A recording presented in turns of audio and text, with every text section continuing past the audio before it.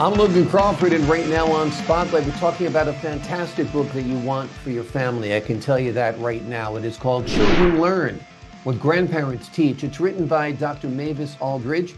It's an enlightening book that celebrates the vital role grandparents play as wisdom keepers across cultures, highlighting the pearls of wisdom passed down through generations. It addresses modern challenges and problems such as distance and technology that have impacted family connections, offering a bridge to reconnect through shared knowledge and stories. We're delighted to have this very talented author join us here today on Spotlight. We thank our team for helping us put her in the spotlight today. And we ask viewers like you to support writers like her by subscribing to our channel and by purchasing her important book. The links are below this interview. Doctor, great to see you here today on Spotlight. Thank you, Mr. Logan. What a privilege it is for me to be here. Oh, the privilege is all mine. Tell me what inspired you to write a book focusing on the wisdom that grandparents give their grandchildren. That's a very important question. In my teaching career, which lasted for several years, of course, I have always recalled the memories and the rich experiences I had teaching children in the fourth and fifth grade. They really enriched me in this program. And I always wanted to find a way to honor and celebrate those children. The idea kept nagging at me, tugging at me, and if I were to just ignore, discard, or forget it, I would be engaging in self-punishment.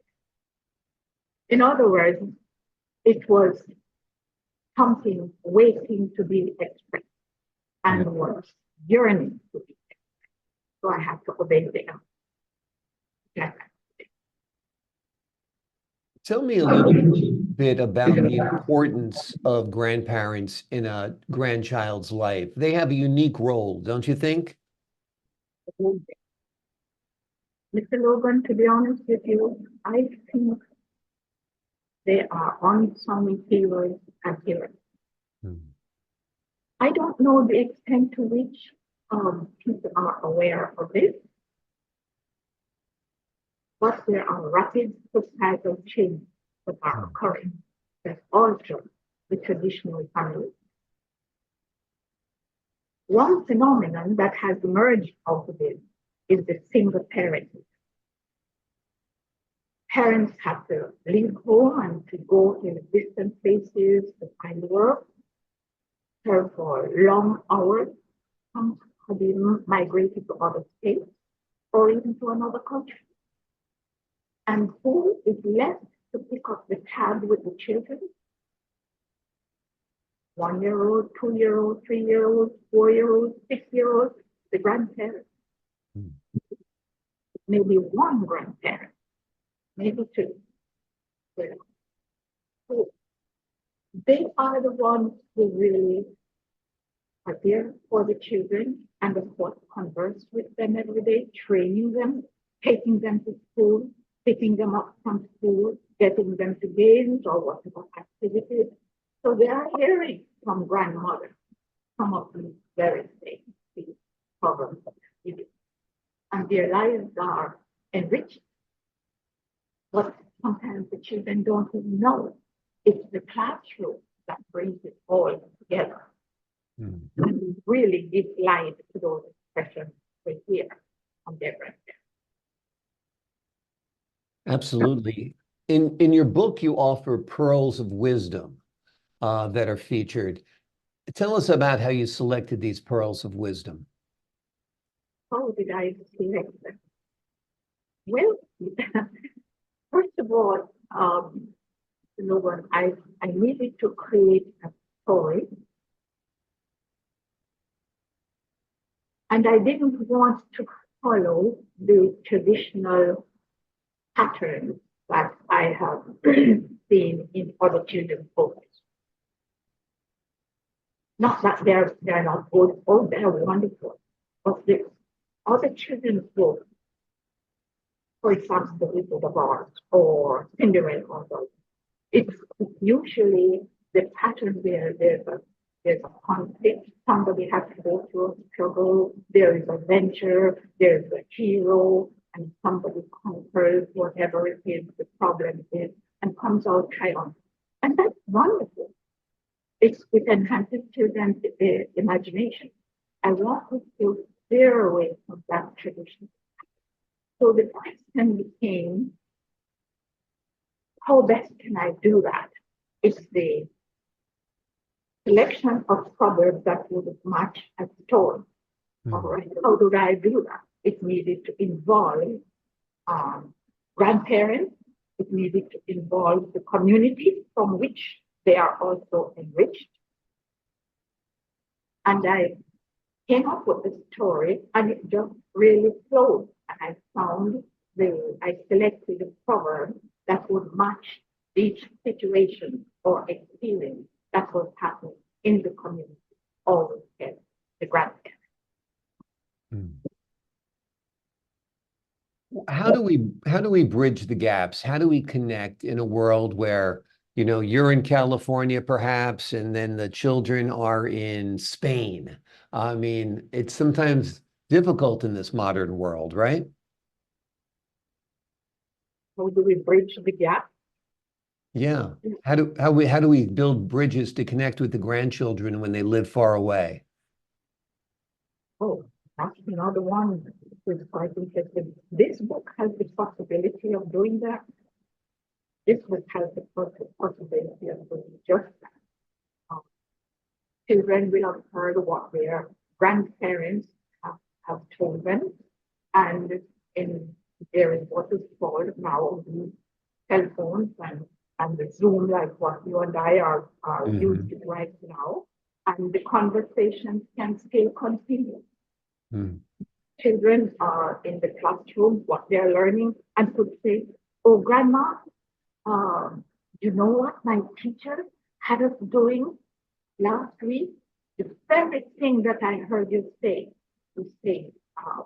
you have taught us you can't cross a bridge before you come to it, or those who have glass houses should not throw stones, or if you want to eat honey, you must bear the sting of bees." So all of that can come through these categories and the possibility of going on Zoom as we are doing right now. Yeah. So that is one way of connecting. Absolutely. That's one that has really helped me and has passed. It's almost being terminated. It's the issue of writing letters. That is almost, but not quite. That still happens. Yes. So to bridge the distance, as you asked, is to continue the conversation. And not just with one grandparent, wherever they are, we can call a collective meeting, just like what is happening here now. And grandparents are still talking to the children, wherever they are. In Spain, United States, in England, Australia. This is the magic of the new invention they have. Exactly. If you want to stay in touch, there's a way to stay in touch. If you want to be connected, there's a way to be connected.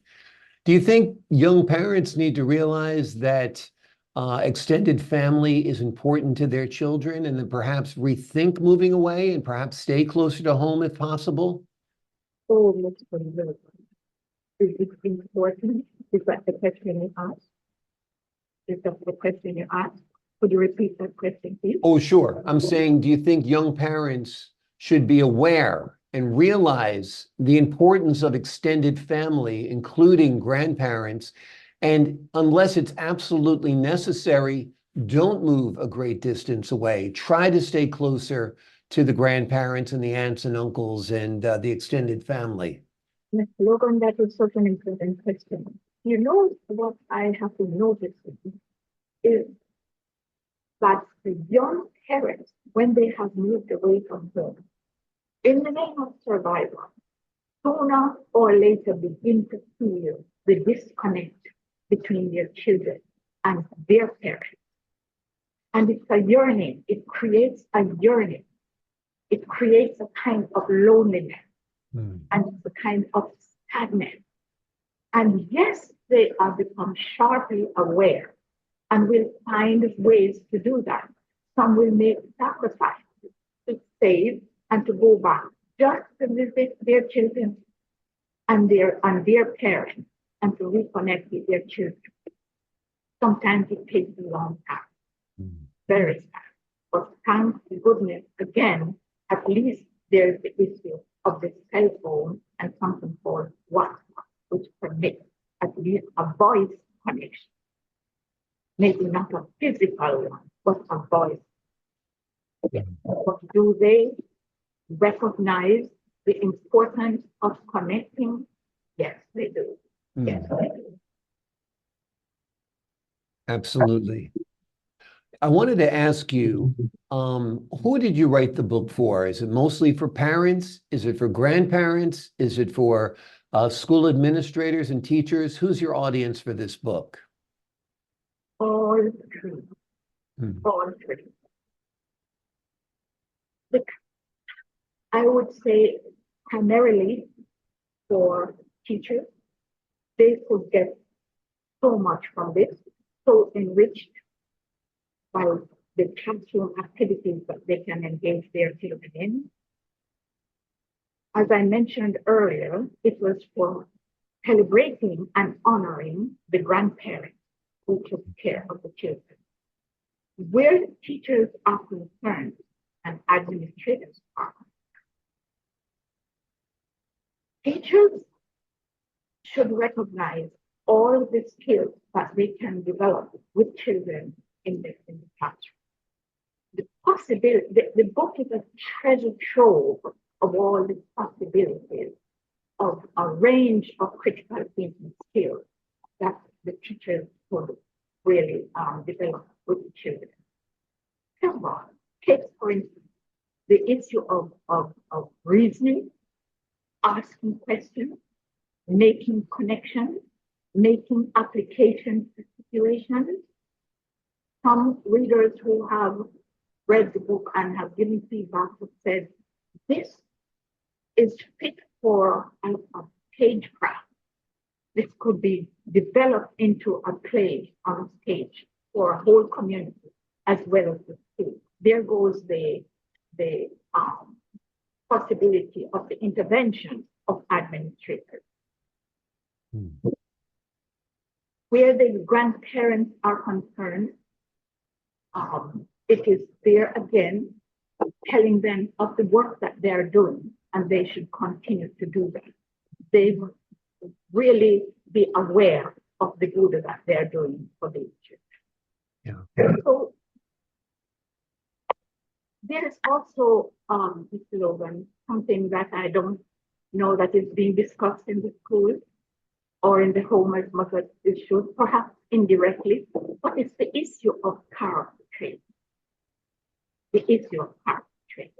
And this book helps with that tremendously by the themes that are that emerge from the story. Take, for example, as an illustration. Okay, one that I used before. You want to eat honey, you must bear the sting of it. Oh, what is that teaching right there? It is the courage to pursue a goal, the perseverance that demands, be able to understand that there may be discouragement and failures, but not to accept that as a reason for defeat and to give up, but rather as a catalyst for new attempts and renewed efforts to pursue the goal. These are character issues, in addition to learning about language and the linguistic underpinnings, the ambiguity that is in metaphorical expression, and how to resolve them, how to reconcile one meaning with another meaning. All these are exciting activities that can be in a classroom. However, It also takes students into other subjects. For example, the issue of going back to if you want to eat honey, you must be the king of bees. Take other role models, for example, to explain that. How about Nikola Tesla, for example? The many failures he had before he achieved the light bulb. Somebody like whom I heard on not too long on one of the channels, Jackie Robinson, who went through such discouraging moments in his career as a baseball player, the put downs and the criticisms and all kinds of deterring incidents. But he had a goal in mind. He wanted to do his best, and he became a champion. It's a night all around. And how about women like Susan B. Anthony and Elizabeth Cady Stanton, who started the women's rights movement to give women the right to vote? That's another example. You want to eat honey, you must bear the sting of bees. Did they undergo failure, discouragement? The whole process took 75 years, but of course, the honey came after that. Women could vote. So it takes the learning process into other subject areas, and children can make connections, and they are stimulated. I am not sure whether I answered your question. No, you absolutely have. I think it was fascinating information. In fact, it reminds us that one of the roles of grandparents is to provide information and lessons to grandchildren in a historical perspective. You've lived more of life, you've witnessed more of life. There's a lot you can share through storytelling with grandchildren, don't you think? Of course. And that is what happened with the grandparents in the book. Here is one I recall was telling the group, all the grandparents gathered there, and the children in the front row, and they are listening about her child when she began working with drugs, and the grandmother wasn't paying attention. But then she found out what was on. She thought that she was helping her and being kind by giving her a little money to spend, but the daughter was using it for other purposes. But then when her second daughter began showing the same signs, she knew that she had to do something different and stop it right there. And later on, the child was able to go to college. Yes. So all that process, the storytelling, and the grandparents were applauding her because she used another proverbial expression. Good, you stroke while the iron was hot. In other words, she did not postpone her effort. She knew what was happening and took steps to correct it right then. Oh yeah, and I think it's truly fascinating. This could have so much favorable repercussions in the hands of a creative teacher and the grandmothers who continue to teach them the story. Absolutely. Also, grandparents have something that parents don't have, and that's time. Grandparents often have a lot of time to fill, time to spend with their grandchildren. So that's another wonderful aspect that grandparents can give to their grandchildren is the gift of just spending time with them, right? Of course, and the experiences they had that give so much color to what is happening now with the children in their life. Yeah. Wonderful, wonderful. Do you have grandchildren? Tell me how you stay connected with them if you do. I don't have children, Logan. It's not a path that I chose to do for myself. I knew from very early that having children is not a good thing for me to do. I'm from a very large family, and my uncles and aunts, they also had large families. So I was given the sense real sense that that is not my path. However, I keep in touch with them. As a matter of fact, in mid-May, I'm meeting with a large gathering of family members of about 50. And we are going to be talking stories. Wonderful.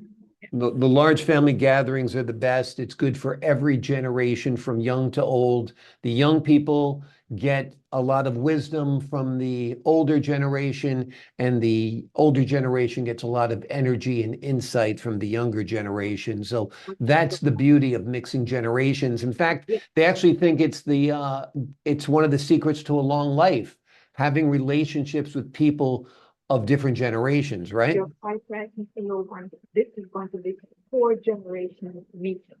And the younger ones, when they hear what is going on, they will not forget. And then they will pass it on to their siblings and younger ones when they get older. That's the importance of this. And not to focus it so much on eating, which is good.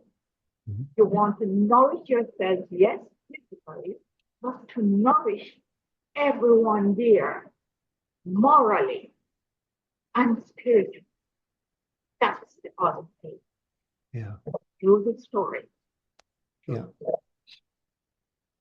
In fact, don't you think that when it comes to socialization, civilization, and morality, grandparents who've lived a longer life than the parents often have more to share on those types of topics?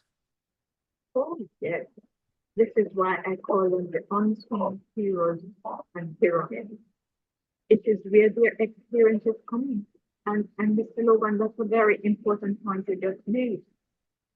You see, the grandparents have seen changes that have happened in society over the time that they have lived. And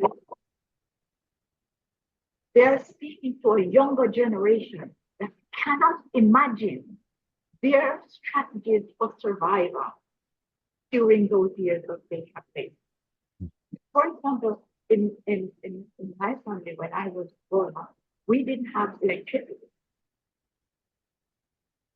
There was a wooden stove, and we had to use lamps for kerosene, used by kerosene. These children are now just switching on a light, and they have light. They use a microwave. There's an oven, and there's a refrigerator. It has become so much a part of their life that it is impossible to imagine. So, in hearing from the grandparents and the contrast and the development and the improvement, this is where it becomes important that they ought to understand that they have a responsibility to society. Having these privileges. Exactly. There's so much perspective that a grandparent can give the grandchildren.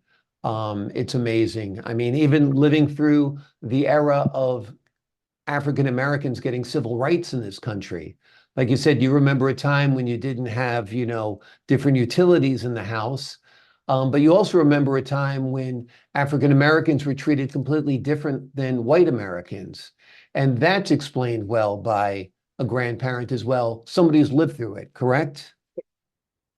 Yes, definitely. And again, it brings into perspective how important it is for the young ones to recognize how fortunate they are. And because they are fortunate, so much more fortunate than their grandparents, there is a responsibility that they have to those who are living currently with them to understand the changes, to understand that their purpose for life becomes much more vital in the roles that they will play in bringing about change.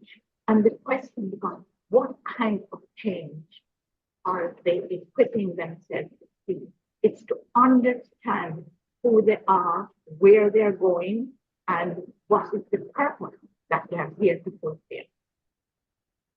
Absolutely. Absolutely.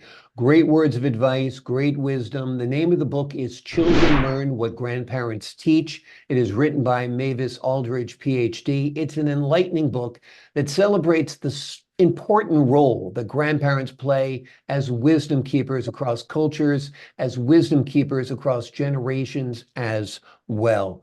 Doctor, thank you so much for joining us here today on Spotlight. Thank you, Mr. Logan. I do appreciate your having me. I appreciate your time. I appreciate your wisdom. And to the folks at home, I'm Logan Crawford, thanking you for your time this time. Until next time on Spotlight.